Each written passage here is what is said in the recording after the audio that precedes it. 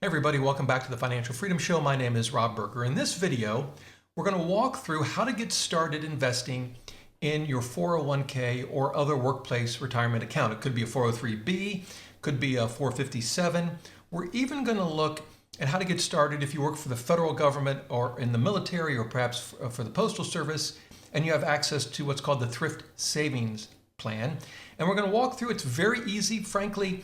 I think once you watch this video, you could be up and running in your own 401k in a matter of minutes, 15 minutes maybe. It really shouldn't take that long. And more importantly, you can do it with some level of confidence that you have an understanding about what you're doing. And so that's our goal today. The topic actually comes from a viewer. Her name is Linda, and she asked me about how to get started in either a 401k or an IRA. We're going to focus on the 401k or other workplace retirement accounts today, although a lot of what we cover would apply to an IRA, it would apply to a taxable account, it would even apply between traditional retirement accounts and Roth retirement accounts. There's a lot of overlap. The reason I want to focus specifically, though, on workplace retirement accounts is because you open them up through your employer. They decide who your 401k administrator is going to be. In the past, I've had Fidelity. My current 401k is actually through ADP. So they decide, and with some exceptions, you have to pick from a series of investment options that they give you. They kind of decide on a group of mutual funds that you have to choose from.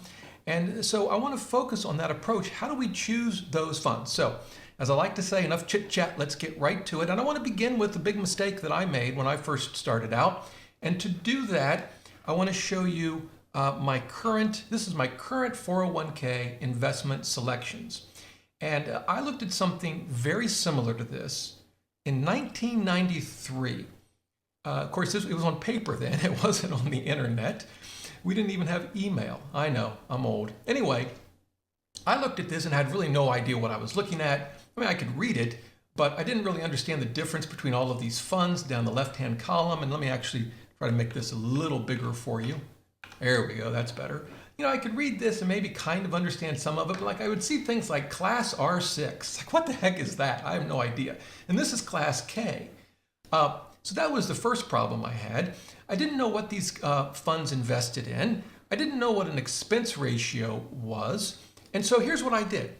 I went down the column with the longest return data. In this case, it's 10 years. And I just found the 2 or 3 or 4 funds that had the highest long-term return. 16% sounds good. 4, 4, 4, these don't sound very good. Boy, -3, I don't want that. 12 isn't bad. You know, I just went down the list. Let's see what else we've got. Here's a 12, here's a 13. And that's kind of what I did. And I picked, as I recall, 3 or 4 mutual funds. Now, the truth is that was better than doing nothing. But it wasn't a great plan. Now, the good news is, as I've said, it's not hard to do to come up with a plan. Here's the trick. When you want to begin investing in your 401k, or for that matter, for just about anything, you kind of want to ignore for the moment all of this. This is overwhelming. What we first want to do is come up with an investment plan, kind of a recipe, if you will. What ingredients do we need in our plan and how much of each do we need? Once we have that, then we can go shopping. Then we can go look at that mind-numbing list of mutual funds and try to make some sense of it. So we're going to put together a plan today, and it's really simple. So here we go. We're going to go to the digital whiteboard, and the very first thing we need to do, and it's probably the most important thing in the plan, is to decide how much do we want to invest in stocks, or in this case, stock mutual funds, right? And how much do we want to invest in bonds or bond mutual funds? That's the big question. Now, to help answer that, we need to understand a couple of basic things about stocks versus bonds. So let me go back to the computer screen. And I know another mind-numbing list of figures, but this is fairly straightforward. This comes from New York University, and all it is returns data going back to 1928. You can see the date here. We've looked at this in the past. And I want to focus on this column right here, the value of $100 invested beginning in 1928, and it tracks what that value would be all the way through to today. And it looks at a couple of different investments. The first one, of course, is the S&P 500, so that's just, we call it stocks, right? And then it looks at 3 different bonds: short-term government bonds, which is what this 3-month T-bill is; intermediate term bonds, I think they use 10-year. That's what this UST, which is Treasury bond, is. And then BAA corporate bonds. So it's, bonds issued by corporations. They tracked how $100 would do in each of these. Well, if we fast forward all the way to the bottom, and this may be a little hard to see, but I'll highlight it. The S&P 500, the $100 turned into $592,000. That's a lot of money. The short-term U.S. government bonds, the Treasury bills, just $2,000. You can see it right here. Longer-term government bonds, intermediate-term bonds, went up to $9,000. Corporates did a little better, $54,000 right here. But obviously, stocks trounced the bonds. That's an important thing to understand, is that over the long term, stocks will outperform bonds. Now, 2 things to keep in mind, though. Over shorter periods of time, even maybe a decade, you could have some bonds that outperform stocks. So while they do outperform, or at least have, based on the historical data we have, outperform bonds over the long term, they don't do it year to year, maybe even over fairly longer periods of time. Bonds could outperform stocks. The second thing to keep in mind is that stocks are much more volatile, meaning their prices go up and down in larger swings than bonds. You could think of stocks as the scary roller coaster, I guess, and I don't know, bonds, maybe the kids' roller coaster. I would say the teacups, but frankly, I get sick if I get on the teacups, so I'm out. To me, that's like emerging market debt. Anyway, the point is, stocks are more volatile than bonds. Now, what does this all mean for our plan? Well, let's go back to our plan. It means for long-term investors, and here I'm thinking people in their 20s and 30s, again, just getting started, want to invest in a 401k, you got decades to go before you're going to need this money. You really want more money invested in stocks, in my view, than you have in bonds. Now, okay, that's fine, but how much more? Well, what I eventually, once I learned a little bit, what I ended up with was 90% stocks and 10% bonds. Now, I want to stress that is not the only reasonable choice. Some people say, you know what, Rob, I'm a risk taker. I'm going to go 100% bonds or 100% stocks and nothing in bonds. That wouldn't be my choice. I wouldn't say it's wrong if you've got decades to go before you're going to retire. You just have to buckle up because the ride can get rough. What I see more frequently, if it's not 90%, it's 80% in stocks and 20% in bonds. I certainly think that's reasonable. You could maybe even go 70%, 30%, although that wouldn't be my choice. But in my own opinion, I think that's the absolute floor. I wouldn't go below that for me. Now, to help you make the decision for yourself, because again, there's no one right answer, let's go back to the screen and I want to show you another resource. And by the way, I'll leave links to all of this below the video. This is from Vanguard. We've actually looked at this in the past. They take different stock to bond allocations and they show us how they've performed, as you can see here, from 1926 to 2020. So almost the same time period of the data we were looking at from New York University's data. And it starts at 100% bonds and goes all the way up to 100% stocks in more or less 10 or 20% increments. And let's look at bonds first. 100% bonds returns an average annual return of 6.1%. If we scroll all the way down and go to 100% stocks, it's 10.3. That's a big difference. If you're new to investing, 10% versus 6% may not seem like a big deal. It is. It's huge. And so if you look at the way they've divided this up, they being Vanguard, they call anything with at least 70% in stocks, oops, going to highlight that, but I guess I can't. They call that growth. And you can see the returns. 70-30, 9.4. 80-20, 9.8. They don't actually model the 90-10, but they've got here 100% 10.3. You can see this is why some people say, Rob, I got this. I'm 100% stocks. Bring it on. And that's fine. I mean, if that's your choice, just as long as you know what you're getting into. You can see here, as you get more into stocks, 2 things happen. Really 3 things happen. Your best year tends to go up. Here it's 54% in 1933. It was 45% for an 80-20 portfolio, also 1933. Your worst year, although it gets worse, again, this is the whole roller coaster. Your ride gets bumpy. And the number of years, let me get rid of this, the number of years of losses tend to go up. Here it's 25 out of 95. Here it's 24 out of 95, maybe not a huge difference. Here it's 23 out of 95. But when you compare, for example, 70% stocks here to 100% stocks, it's a big difference, 9.4 to 10.3. But also the best and worst years are significantly different. So again, this will at least give you an idea of what you can expect generally. Now, it's one thing to look at numbers like this that go back 100 years.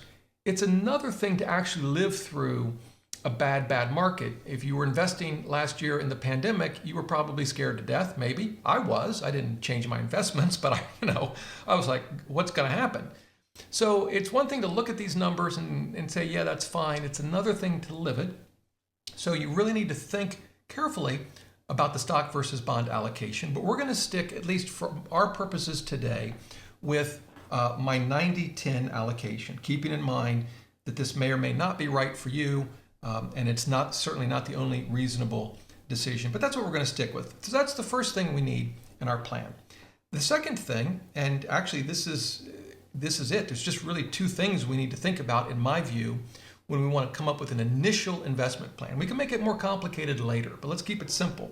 And that is this 90% in stocks. How much do we want in US-based companies, and how much do we want in international-based companies? Now, some would say, well, we really don't need any international. We'll put the whole 90% right here in US stocks. If you've watched my Warren Buffett portfolio video, that's exactly what he does. He says 90% in stocks, he puts 10% over here in bonds, and he's done. That's what he's recommended the trustees do with the money he's going to leave his wife when he passes away. Now, I'm certainly not going to sit here and disagree with Warren Buffett when it comes to investing, but personally, I prefer to have some more exposure to international companies. One argument for the Warren Buffett portfolio is that U.S. companies do business all over the world, right? I mean, Microsoft, Apple, Exxon, these companies do business all over the world. And so you really are getting international exposure when you invest in an S&P 500 index fund or total U.S. stock market index fund. And I certainly take no issue with that. I personally like to have, though, some direct exposure to international stocks. So in our plan here, if I were starting out today, I'd probably put about 60% in US stocks, 30% in international. That gives us our 90%, and then our 10% right here for bonds. Now, we could make this a lot more complicated. We could look at small cap versus mid cap companies. We could look at emerging market companies in emerging markets, and we can talk about that in another video. And it's important to keep learning. But for those getting started, personally, I would keep it simple. Now, if you watch some of my past videos, you look at this and you say, well, Rob, this looks familiar. Isn't this just what's called the three-fund portfolio? Yes, it is. It's exactly what it is. The three-fund portfolio creates a well-diversified investment portfolio using just three asset classes: US-based companies, international-based companies, and bonds. So yes, this is a three-fund portfolio, and that's our plan. That's what we need to execute on. That's our recipe, if you will. Now, we unfortunately have to go back into that dense list of mutual funds and figure out how we can actually implement the plan we've just created. The good news is it's really not that hard. So what I've done to help us out is I downloaded those funds into a spreadsheet, and I sorted them by expense ratio. Now, real quick, you notice there's a gross expense ratio and an expense ratio. The expense ratio is what the funds are actually charging right now. The gross expense ratio, based on it comes from the prospectus, is what they could charge. They're discounting the expense ratio, and that's very common to see. Now, some of them, the gross and the net, what they're actually charging, are the same. I'm looking at an example here. Some of them, though, are different. But the reason I've sorted them by expense ratio, it's a little trick. You can figure out which mutual funds are index funds by the expense ratio. We can just look at these and know that probably those are index funds. If we come over and look at the names, we can actually see the word index in each of these names. That's another clue. And so with that, we can start to pick our investments. And there are two approaches that I want to suggest. The first is we could use what's called a target date retirement fund. And those are funds you can tell by the name because they have a year in them. And the idea of a target date retirement fund is you invest in one fund, they take your money and divide it up into the different asset classes we just looked at in our plan, and they do that for you. And when it comes time to rebalance because the values of these individual investments have changed, they do it for you as well. So that's one way to implement the plan we just created. Now, if I were just getting started, let's say I'm 25, I'm going to work till I'm 65, I've got 40 years, that puts us around 2060. I might pick this fund right here, the Fidelity Freedom Index 2060 Fund Premier Class. We can copy that. I'm going to go right back over, put it in Google, and here it is. And we can actually take a look at this fund. We're going to go to Fidelity's website. And here it is, the Fidelity Freedom Index 2060 Fund Premier Class. And they've actually changed the layout of their site. So we've got to poke around. What I want to see is, what is this fund actually investing in? So let's go to composition. That's what Fidelity calls it. And we can come down here and we can see the asset allocation. Domestic equities, US, are 54%, international are 36%, and bonds, which add up to roughly 90%. And bonds, you can see it right here, are just under 10%. So this is a 90-10 portfolio. That's what we were looking for. You know, the distribution between US companies and international companies wasn't exactly what I laid out. I was at 60% and 30%, but that's okay. This is a really good approach to long-term retirement investing, and you've done it with one fund, and you've mapped out the plan that we've laid out. So we could, as one approach, just invest in that fund. Now, I would stress, if you take that approach, keep learning, right? You want to keep learning about investing because over time, you may want to change that approach, but I think it's a perfectly reasonable way to get started. Now, keep in mind, none of this is set in stone. Even if you start to invest in that fund, you can change it anytime you want inside your 401k. You can also change your future contributions to change your asset allocation or whatever you like. So this isn't the kind of decision that you're stuck with for the next 40 years. You can change your investments inside a 401k just about any time you want. So that's the first approach. Now let's look at another approach where we actually try to find individual funds that map to each of these three asset classes. So let's start with US stocks, and I'm going to go back to my spreadsheet, and actually we can find it, the very first one, the State Street Equity 500 Index Fund Class K. That's an S&P 500 index fund. We can, let me see if I can hop over here. We'll take a quick look at it. I'm going to actually look at it in Morningstar this time. Here it is. We see our low expense ratio, just 2 basis points. I'll come over to the portfolio. It's going to be a large cap blend. Yep, there it is. This top row is large cap. It's in the middle, which is blend, which is what that BLD stands for right there. We can even come down and look at the portfolio itself. It's got just over 500 equities in it, which by the way is normal for an S&P 500 index fund.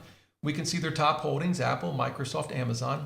That's a perfect fund to get our US company exposure. Now, we could also use a total market index fund. However, if we go back to the spreadsheet, we don't have one. In my 401k, we don't have that option, which is a little surprising, but not the end of the world. I'm perfectly fine using an S&P 500 index fund. In your 401k, you may have a total stock market, US stock market fund, which would give you exposure beyond just the top 500 companies, and that would be fine as well. So there you go. We've got our first fund. The next one we need is for international stocks, and you know the names help. iShares MSCI EAFE. What's that mean? International Index Fund Class K. No worries. We'll just go over. We're just going to Google it. That's how simple this is. And we'll look at it again in Morningstar. We see our low expense ratio. We come back to our portfolio and we can see, yep, it's almost all non-equity US. We see that right here. Again, it's not unlike the S&P 500 fund in that it's mainly large caps in the blend category. And we can actually look at the portfolio by region right here. We can see not much in North America, that would make sense, but we got United Kingdom, Europe developed. One thing this doesn't have, it's got Japan and Asia. It doesn't have a large exposure to what's called emerging markets. I might prefer that over time, but for those just getting started, it's a perfectly reasonable fund. So that gives us our international exposure. And then we need to find a bond fund. If we come down here, we've got Fidelity Freedom Index Income Fund. Actually, the one I like is this one, the Vanguard Intermediate Term Bond Index Fund Admiral Shares.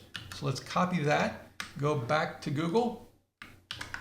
And I'm walking through this in some detail because in your 401k or other workplace retirement account, it's very unlikely that you're going to have the same funds we're looking at. So you need to know how to do this.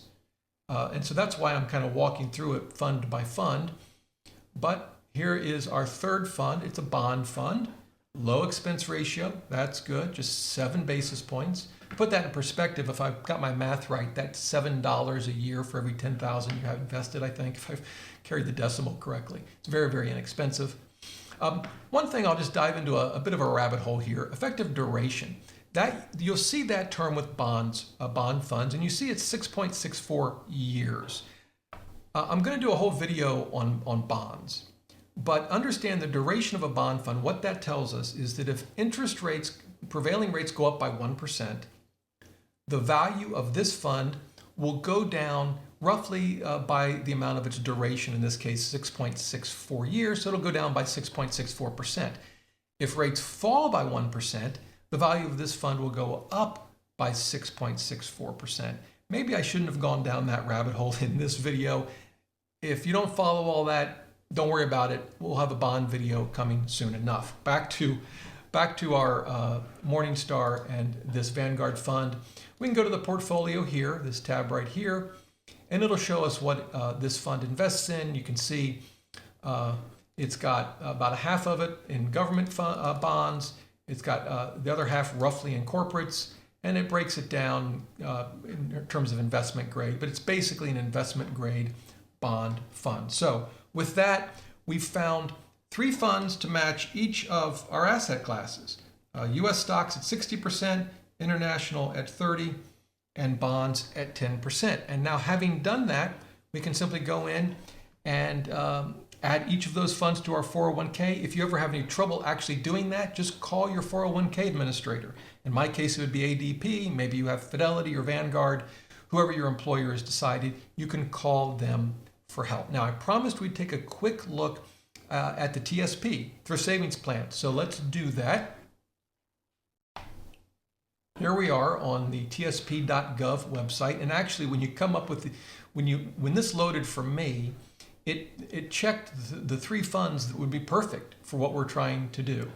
The C fund is C for Common Stock Index Fund. This is an S&P 500 index fund. That covers our US stocks. Great. We have an I fund, which is international stocks. That covers the international exposure that we want. And we could use the G fund, Government Securities Investment Fund, for our bonds. You could use the F fund, which is fixed income. I think both are reasonable for your bond exposure. And there you go. You've got your 3-fund portfolio in your TSP. It's that simple. You could also do a life cycle fund, which is, you could think of this like the target date retirement fund. It's effectively what it is. So we could look at the L2060 fund. Here it is. And we can look at the allocation. Here's how they allocate it. So we've got 50%. You can see it right here. Let me blow this up a little bit if I can, maybe make it a little bigger. We've got just under 50% in the S&P 500, right? We've got 34%, 35% in the I international fund. So what's that put us at? 85%. Then what they do, they actually add the S fund, which I can go back to it, but well, we'll go back to it. It's small cap. I can tell you what it is, but we'll just look at it quickly. Yeah, small cap index fund, right? So they add that in their life cycle fund, which I think is terrific. And the nice thing here is you don't have to worry about all of these details with the life cycle fund. You simply put your money in one fund and they take care of all of this. So if we add all of this up, the one thing I'll note about this particular life cycle fund is it's almost 100% stocks. So their view is if you're not going to retire until 2060, you should be in almost 100% stocks. You can see here they've only got a total of 1% roughly in bonds. Again, I don't take issue with that. I think it's a reasonable approach. You just need to realize it's going to be a wild ride at times. And here's the other thing. If you say, Rob, I really don't want 100% stocks, I'm not comfortable with that. I work for the federal government. I kind of like the 90-10 or maybe the 80-20. What do I do? Well, you can start looking at the other life cycle funds. Here's a 2055 fund. How much do they have in government bonds? Well, not much different. How about 2050? Okay, the 2050 fund has 17-18% in effectively in bonds.